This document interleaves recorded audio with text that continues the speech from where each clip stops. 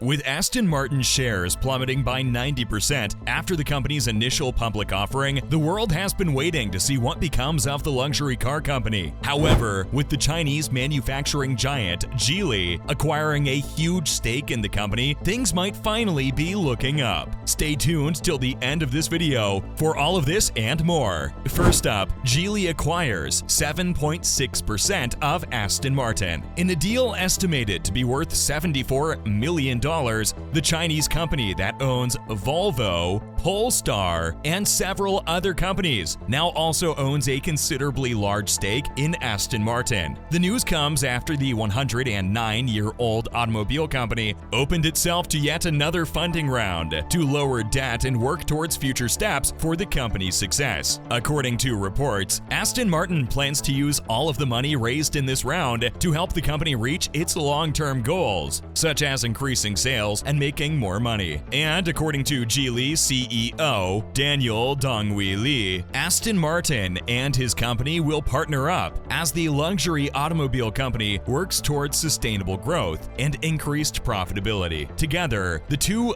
big names will expand Aston Martin's current strategy and explore any potential opportunities they can work on to help each other grow. For now, it's unclear whether Geely's role as a shareholder will only consist of financial backing, or if the company will have more of a say in Aston Martin's operations. But because Donghui Li has gone on the record to talk about this, saying their company's technology offerings contribute to Aston Martin's success, we feel this might be a partnership to look out for soon. Up next, what does the ownership structure look like now? Even though Geely has just entered the mix, Aston Martin's ownership structure has undergone a lot of transformation since the company went public in 2018. At the moment, 4 public entities own stakes in Aston Martin. And while Geely is the latest high-profile shareholder to hop on the bandwagon with a 7.6% share, the company's shareholders include Saudi Arabia's public investment fund, which owns a 16.7% chunk worth roughly $86 million.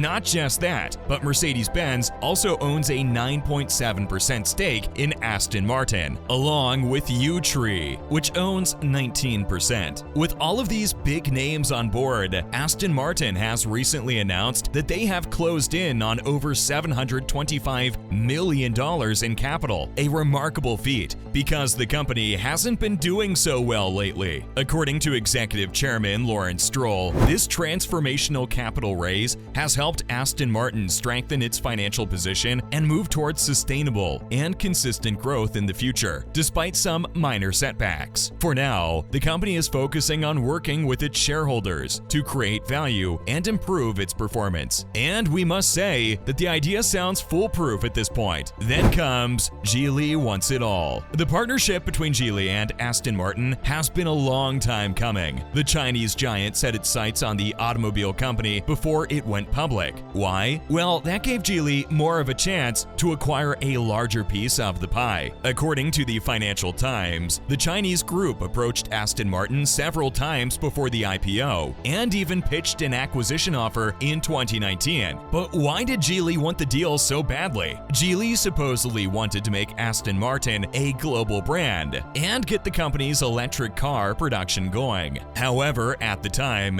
Geely was up against Stroll, who wanted to take Aston Martin back to Formula One and manufacture supercars that would give Ferrari tough competition. And let's say this deal seemed more lucrative to the board then. But despite the rejection, Geely was here to fight for the crown. In July 2022, the company partnered with the Italian group Invest Industrial and launched a £1.3 billion proposal to acquire a controlling ownership position in Aston Martin. However, as exciting as the offer was, it was rejected. So it's pretty interesting that Geely decided not to back down and take whatever it could get, a 7.6% share. Let's talk about what's in it for Geely. While the company hasn't revealed revealed what its acquisition of Aston Martin is worth, it's pretty easy to assume that the Chinese group has thrown a couple of million into this deal. But the question remains, what was it about Aston Martin that kept the company coming back again and again? The truth is that Geely Automobiles is on its way to moving up the value chain in China. And how are they doing that? By picking up stakes in as many luxury companies as they can. Just recently, Geely spent over $9 million for a 9.7% stake in Mercedes. But that was far from enough. Geely currently holds stakes in Volvo AB and Lotus, and has a joint venture in electric vehicle batteries with a South Korean-based chemical firm. So it looks like anything goes for this Chinese giant, as long as it's in the automobile space. But the truth is that despite selling 1.36 million cars last year and making $2.8 billion in profit, Geely is still struggling as the Chinese market goes downward. With sales and production of retail cars in the country going down, Geely is doing all it can to stay afloat and beat the competition. In other news, firstly, Aston Martin needs to stay ahead of the curve in F1. Things are looking great, with Vettel and Stroll earning the team 12 points and bringing Aston Martin up to the 7th position. However, continuing the success streak with the same momentum will be a challenge. Aston Martin F1 boss Mike Crack is set on beating Haas and AlphaTauri, but the only way for his team to do this is to keep their momentum going in the upcoming races, including the coveted Suzuka circuit, because it will only take a minute for the other teams to score well and bring Aston Martin's ranking back down again. But the team's strong performance in Singapore is a testament that Aston Martin knows how to bounce back. In all honesty, this season hasn't been all that easy for the team, with development going on till just before the Barcelona test and trouble validating the features. Aston Martin has had to abandon races and change team dynamics far too many times for anyone to remember at this point. So at the moment, the team must work on staying consistent in terms of their performance if they want to bring the win back home. Moving on to Alfonso and Aston Martin. Crack says that 2023 will be a big year for Aston Martin because Alfonso will be joining their team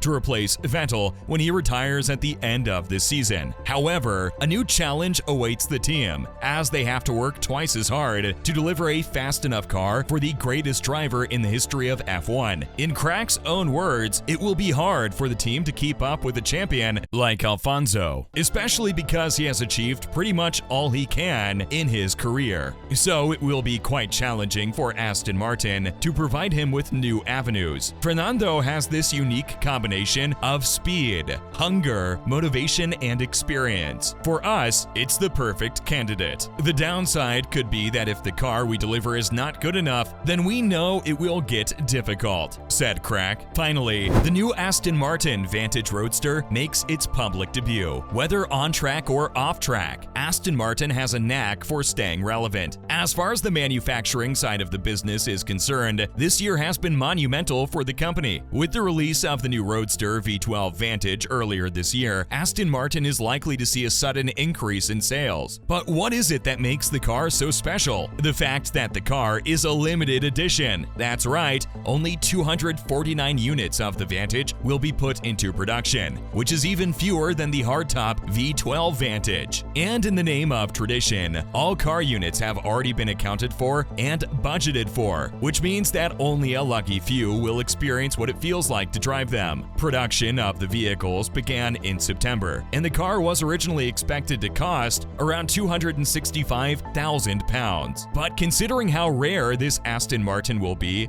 we can easily assume that the limited edition units will start going for around £300,000 higher once they enter the market, not to mention the insane resale prices. Featuring a 5.2-liter twin turbocharged engine that pumps out 690, the V12 goes up to 60 miles per hour in just 3.5 seconds at a top speed of 200. Talk about a wonderful car. That's a wrap for this video. What do you think of all the changes Aston Martin might be going through in the future? Let us know in the comments below. Make sure to give this video a thumbs up and subscribe to our channel for more videos like this. See you at the next one.